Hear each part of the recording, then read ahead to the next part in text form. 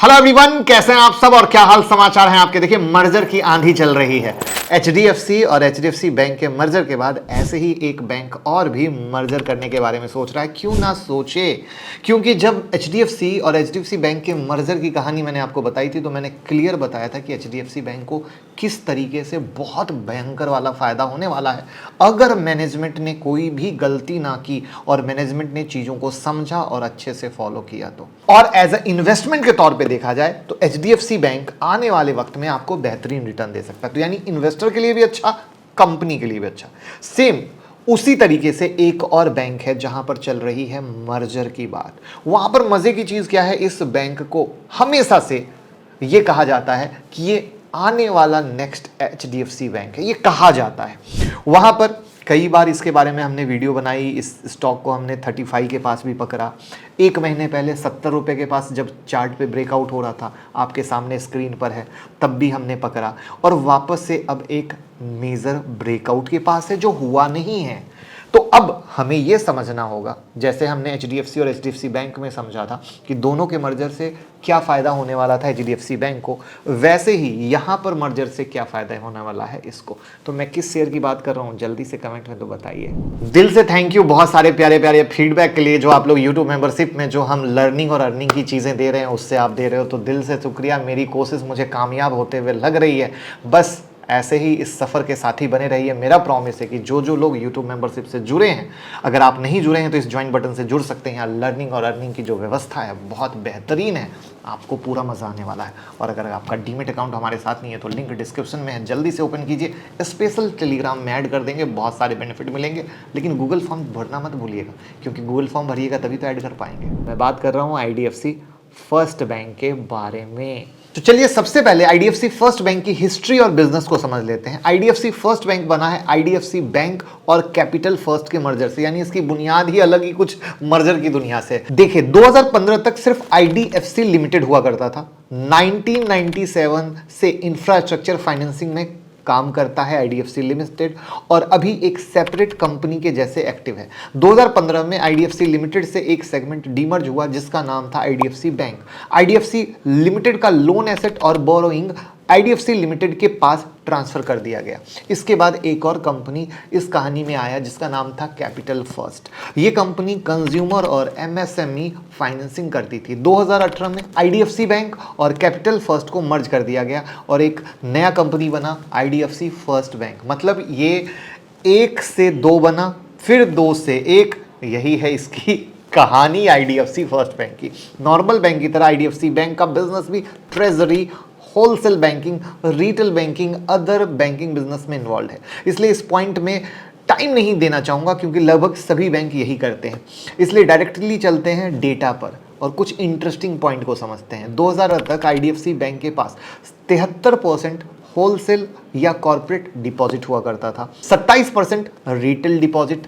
और अब 2023 में आईडीएफसी बैंक के पास 76% रिटेल डिपॉजिट और सिर्फ 24% होलसेल और कॉर्पोरेट है। इस स्विच के कारण आईडीएफसी फर्स्ट बैंक का एनआईएम में इंप्रूवमेंट आया है। आप कहोगे ये क्या होता है? Net interest margin. एग्जांपल से समझिए, जब बैंक डिपॉजिट लेती है तो 2.5% इंटरेस्ट देती है और जब बैंक लोन देती है तो 8% इंटरेस्ट आपसे लेती है। बीच का डिफरेंस 5.5% बचा। यही है नेट इंटरेस्ट मार्जिन और यही है सभी बैंक का असली इनकम। अब इनके लोन बुक को देखते हैं जिससे हमें पता चलेगा कि बैंक किसको ज़्यादा लोन दिया है। राइट है, तो इनके लोन बुक में 13% consumer loan, 13% loan against property, 12% rural finance, 12% home loan, 10% commercial finance loan, 9% car loan, 8% financial institution, 7% digital gold loan, 7% emerging enterprise, 2% credit card, 1% large corporate loan और 6% other loan है। यहाँ आप ध्यान देंगे तो आपको दिखेगा आईडीएफसी फर्स्ट बैंक ने मेजॉरिटी लोन दिया है consumer loan, loan against property, rural finance, home loan को। ये सब मिलाकर 50% लोन बुक ऐसे लोन से भरा हुआ है जिनका डिफॉल्ट होने का चांस काफ़ी कम है। ऐसा इसलिए होता है क्योंकि ये सभी लोन के पीछे एसेट का बैकअप होता है। इससे भी ज़्यादा ज़रूरी ये ध्यान देने की बात है कि भाई मिडिल क्लास लोगों का डिफॉल्ट होने का चांस काफ़ी कम होता है क्योंकि उन्हें अपनी मान सम्मान प्यारी होती है और इन्हें लोन भी इनके इनकम को वेरीफाई करने के बाद ही मिलता है। और अगर किसी वजह से डिफ़ॉल्ट हुआ तो बैंक के पास इनका एसेट सीज करने का ऑप्शन होता है।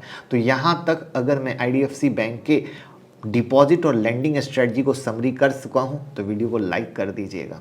और इससे क्लियर दिख रहा है कि बैंक रिटेलर से ही डिपॉजिट लेती है और रिटेलर को ही ज़्यादा लोन देती है। रिटेल डिपॉजिट की वजह से बैंक के पास फंड भी रहता है और रिटेल को लोन देने से एनपीए भी कम होगा। सेगमेंट वाइज रेवेन्यू देखें तो 56% रिटेल बैंकिंग से आता है, 29% ट्रेजरी से, 13% होलसेल बैंकिंग से और 2% अदर से। तो यहाँ तक हम लोग इनके main business portfolio segment wise revenue को देख चुके हैं। अब देखते हैं फाइनेंशियल को। 5 साल का कंपाउंडिंग इंटरेस्ट अर्निंग है 20.1%। पिछले 5 साल का कंपाउंडिंग प्रॉफिट ग्रोथ है 23%। आरओई है 11.8%। 5 ईयर का एवरेज आरओई है -1.83%। बैंकिंग इंडस्ट्री का एवरेज आरओई है 9.24%। आरओसी है 7.47% और 5 ईयर का एवरेज आरओसी है 5.59% और इस इंडस्ट्री का एवरेज आरओसी है 5.7%। दोनों रिटर्न रेशियो अपने 5 ईयर एवरेज और इंडस्ट्री एवरेज से ऊपर है। नेट इंटरेस्ट मार्जिन है 6.36%, मतलब बैंक आपको जो इंटरेस्ट पे कर रहा है उससे 6.36% ज़्यादा इंटरेस्ट अर्न कर रहा है। नेट एनपीए है 1.03%, 2022 में ये था 1.74%, मतलब ये कम हुआ। नॉन परफॉर्मिंग एसेट, बैंक जितना भी लोन देता है वो बैंक के लिए एसेट होता है क्योंकि उससे बैंक अर्न करता है और कोई लोन वापस नहीं मिलता है तो ऐसे को एनपीए कहते हैं। तो इनका एनपीए डाउन ट्रेंड में चल रही है, अच्छी बात है। कासा रेशियो 50%, मतलब बैंक के पास जितना भी फंड है उसमें से 50% कासा के थ्रू है। कासा का मतलब करंट अकाउंट सेविंग अकाउंट। किसी भी बैंक का कासा रेशियो ज़्यादा होने का मतलब बैंक के पास ज़्यादा कमाने का मौका है क्योंकि कासा में इंटरेस्ट कम पे करना होता है और फंड जितना टाइम के लिए अकाउंट में रहता है, ये पॉइंट स्टार्टिंग में ही बताया था। तो इन समरी लाइए, नेट इंटरेस्ट इनकम बढ़ रहा है, एनपीए कम हो रहा है, कासा बढ़ रहा है और साथ में बैंक रिटेल पार्ट पर फोकस कर रहा है। यही वजह है कि हमेशा कहा जाता है कि आईडीएफसी फर्स्ट बैंक फ्यूचर का एचडीएफसी बैंक है क्योंकि एचडीएफसी बैंक के ग्रोथ में ये स्टोरी हमेशा रही है।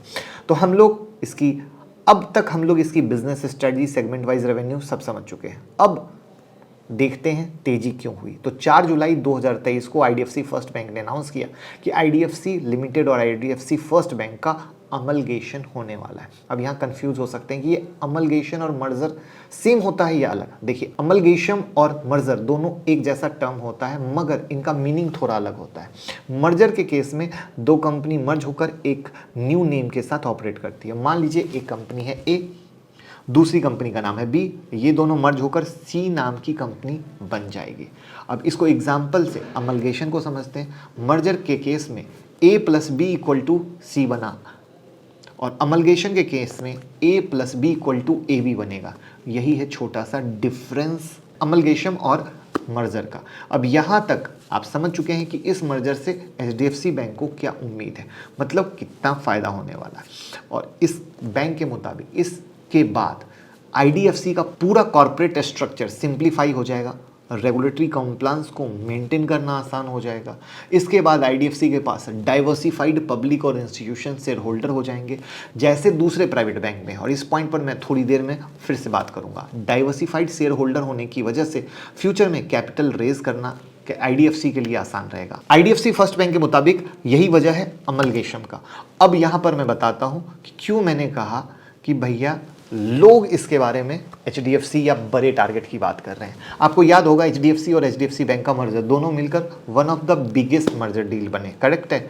अब आईडीएफसी फर्स्ट बैंक भी सेम मॉडल को फॉलो करे तो आईडीएफसी और आईडीएफसी फर्स्ट बैंक को मर्ज कर रहा है। देखिए, आज के डेट में लोग क्या बोलते हैं, आईडीएफसी फर्स्ट बैंक को अगला एचडीएफसी बोलते हैं। तो यहाँ पर दिमाग में सवाल होगा कि क्या आईडीएफसी एचडीएफसी को फॉलो करने की कोशिश कर रहा है?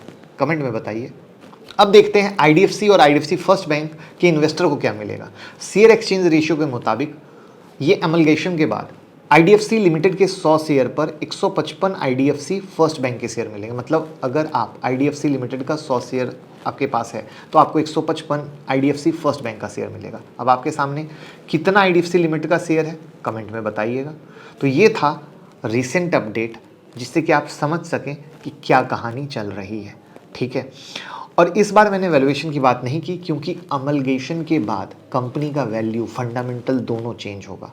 तो हम लोग जब ये हो जाएगा उस पर फिर से एनालिसिस करेंगे और फिर से वीडियो बनाएंगे कि वो किस तरीके से होता है। फिलहाल अगर हम IDFC फर्स्ट बैंक की बात करें तो चार्ट में ब्रेकआउट के लिए 85 के ऊपर जाना बहुत ज़्यादा ज़रूरी है, जो उसके ऊपर नहीं जा पा रहा है। वहीं पर अगर हम IDFC लिमिटेड की बात करें तो IDFC लिमिटेड में भी अगर नेक्स्ट तेजी होनी है तो 117 रुपये के ऊपर जाना जरूरी है, जो फिलहाल नहीं हो पा रहा है। तो ये हो गई टेक्निकल लेवल। फंडामेंटल में जब दोनों मर्ज होगा तो उसकी भूमिका जो आएगी उसकी मैं अलग वीडियो बनाऊंगा। तो अगर कोई सवाल रहा हो तो कमेंट में पूछ लीजिएगा और वीडियो को लाइक कमेंट शेयर कर दीजिए।